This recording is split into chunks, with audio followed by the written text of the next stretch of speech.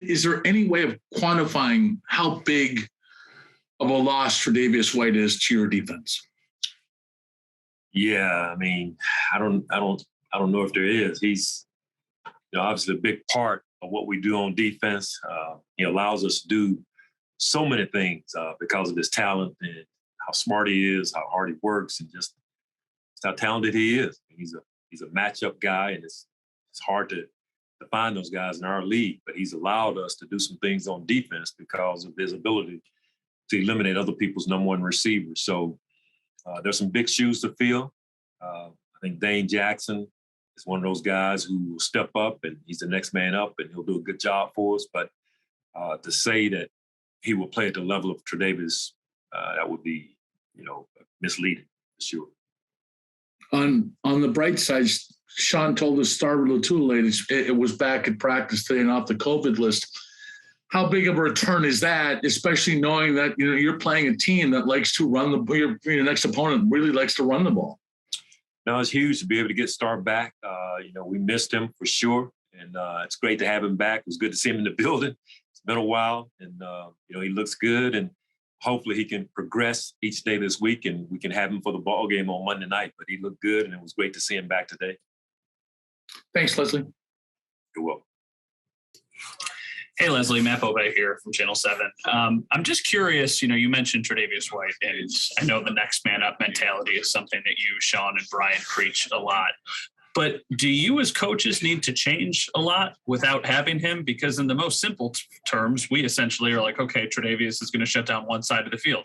How much do you need to change, or do you just kind of have to keep what you know and hope that the guys do step up?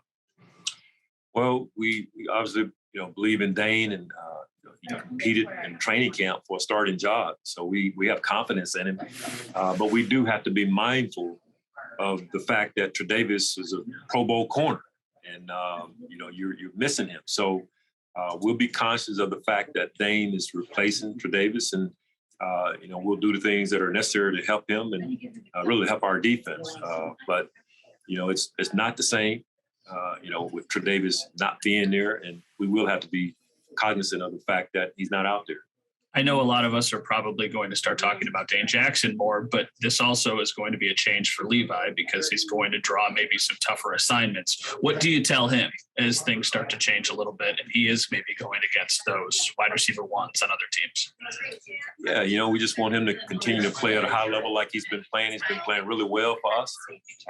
Doesn't really have to change and really get out of body, just be himself and continue to approach things the way he has. And what he's done has been good enough. He doesn't have to do anything extra other than the things he's been doing all along. Thanks, Leslie. I appreciate it. You're welcome, man. Hey, Leslie, I know you hit on Star already, just being excited that he's back from the COVID list, but just to go a bit deeper there, how did you see the team do without him the last few weeks, and what can he bring now that he's coming back soon?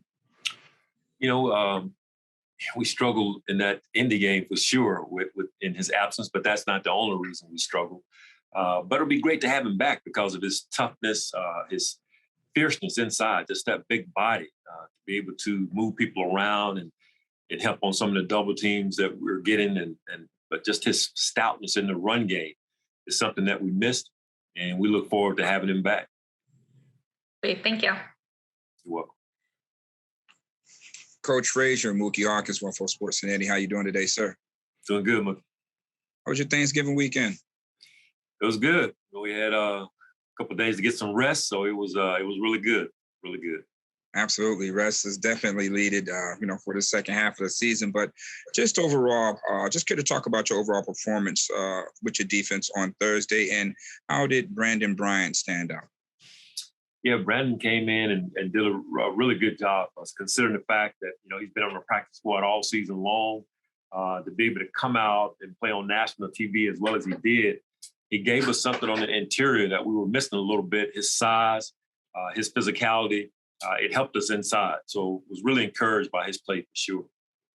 Yes, and he definitely has a solid motor as well. But this Patriot offense, Coach, they run multiple sets. I know that's a headache in itself, but Patriot have mastered one thing, and that's that sweep.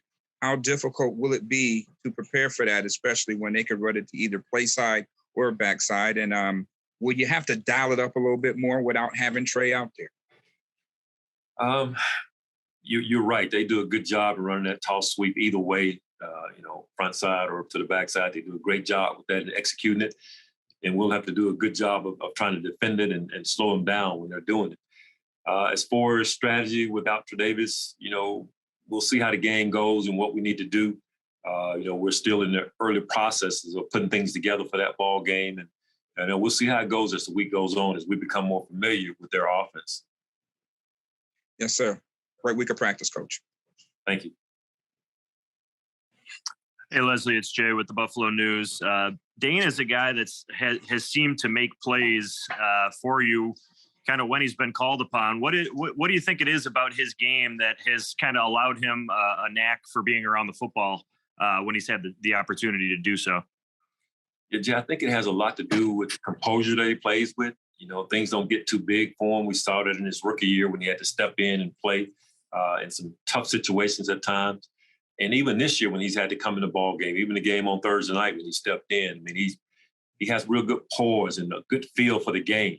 And I think that helps him not to get overly concerned or to stress himself where he's not able to play up to the level that we expect him to. So just that overall composure and that confidence that he has. And he's a talented guy as well. Sounds good. Thanks, Leslie. You're welcome. Hey, Coach, hope you had a good Thanksgiving weekend after you got home after the short week last week. Yes, we did. It was good, Sal. Thanks. Mookie actually stole part of my question, but he left me another part. He asked about Brandin Bryant. I want to ask about Eli Ankou as well. Those two guys, but they were thrust in that situation. But what about Eli and how he played as well? Yeah, right along with Brandon, Eli came in, did a really good job for us. We had him earlier in training camp, and then he wasn't with us, and he came back and was on the practice squad. And it was really good to see him go out there. He's a guy who has some skin on the wall. He's played in the NFL before in ball games, and he went out there and did a really good job. His size was a plus inside as well, Sal. Just his physicality along with Brandon was a good combination that we needed, knowing that New Orleans, like the week before, was going to come in and try to pound the football. And having Eli out there really made a difference for us. Just looking over the numbers today, your team is actually second in the NFL in yards per play allowed rushing, which is a really, really good stat. It's like 3.9, I think, under 4 yards. But I think there's a perception out there that they're not as good, maybe because of 270 or 264 allowed against Indianapolis. So when you assess how your run defense has played all year, what do you think of it? Well, those numbers don't lie. We've done a good job. Now that in the game can mar it a little bit. That's for sure. But as a coach and a player, you can't get caught up in that one game. You got to make sure that you get ready to line up for the next game. And for us, the next game was New Orleans, and at this point, it's all about New England. So our being able to defend their run game is what's most important, not what we've done previously. We know we've done a good job of defending the run throughout the season, and we'll need to do a good job this week as well. All right, Coach. See you later this week. Yes. Hey, Leslie, it's Kim Jones. How are you? Hey, Kim, how are you? I'm great, thank you. I have two, if I may. Especially your veterans on the defense. How do you want them to approach playing a rookie quarterback? I know Mac Jones is doing very, very well for a rookie and probably for a quarterback, but how do you want your veterans to approach this with a rookie at quarterback for the Patriots? Yeah, for our veterans, this won't be the first time they've had a chance to face a rookie quarterback, Kim. So they understand it's all about the team that we're playing and the opposing offense and not one individual. And that's how we'll approach it. That's how our veterans will approach it. They'll take a real good look at the offense in its entirety, knowing that Matt Jones is at the quarterback position, but there are other facets to the offense that we have to defend. And I think our guys understand that, and that's how they'll approach it. Thank you. You actually just gave me a better answer than my question deserved. So I appreciate that. I kind of fouled that one up. Leslie, this won't surprise you that when I was there for the Colts game pregame, as he ran off the field, as everyone's running off the field after pregame, Trey White comes over because he wanted to, say hello and ask how I was doing. I just wonder from a not exactly X's and O's perspective, but a human emotion perspective, Did you guys have to deal with that stuff in the last several days, that he just won't be there for the rest of the season? It's a really good question, Kim. And it has been an emotional time, and especially the day after. There was some conversation of what the injury might be, but we were all hoping the next day to find out that it wouldn't be what the doctors thought that might be the case. And once we got the news, it was emotional for our players and coaches, because Trey, like you know, is just a great, great individual, not just a terrific talented football player, but he's a tremendous person as well. And so it was definitely emotional when I saw him, when other guys saw him as well. And we wanted to encourage him and just lift him up and let him know that we're going to be there to support him through this process, this rehab, and all the things he has to get done. But yes, it was initially emotional. Now we're at a point where guys are starting to lock in on this opponent. Right. But those that first 24, 48 hours was tough. Thanks so much, Leslie. You're welcome. Hey, Leslie. I was curious, we obviously it's helpful in terms of consistency to have had, a lot of guys be a part of this defense for several years, but in terms of on the field production, what does that do to have those years of experience together with so many guys, especially in the secondary, having spent, multiple years in your defense? Yeah, I think the fact that we've been together for the number of years that we have, and as you mentioned, particularly with the secondary, the production kind of mirrors that. The fact that we've had the amount of success that we have with the interceptions, the takeaways, the tackles, with Micah, with Jordan. I was talking with Tremaine and Matt Milano after the game, and even Tremaine today, just how the fact that they have been together for as long as they have, I think that has a lot to do with, in my opinion, the two of them been the best tandem in the league at linebacker. Just the symmetry that's there between the two of them, how they feed off each other. And you can include Taron Johnson with those two, because he's almost a linebacker / defensive back in the way we use him. But the fact that they've been together for so long, the experience they developed has a lot to do with the production on the field. And that's just from being in the same situation over and over and over again, and having an understanding and a feel for where the next guy's going to be. And you mentioned it, I was going to ask you about this. Taron's kind of almost a part of that line, at times he's asked to do those sort of things. I guess with him and his relationship with Matt and Tremaine, what role has that played in kind of helping the defense specifically this year? The safeties deservedly so get a lot of attention, but that middle has been important as well. Oh yeah, extremely important to our success on defense, just like our defensive line is as well. But those three are kind of on a string. And so, I always encourage them to make sure that they watch tape together so they can communicate and just see, are we seeing the same thing? And, how do we need to adjust between the three of us? And they've done a great job of communicating, and they carry that over to the field. And as I mentioned, I think that has a lot to do with the success that all three have had, over this season and years past as well. Okay, only one last question for you. I'm sorry to take all your time, but I was curious, Matt Milano is obviously someone who doesn't get, Tremaine gets a lot of attention, a lot of those guys get attention. How would you describe Matt Milano off the field and what he does on the field? Yeah, I think off the field, he's a low-key kind of guy. He describes himself as a minimalist.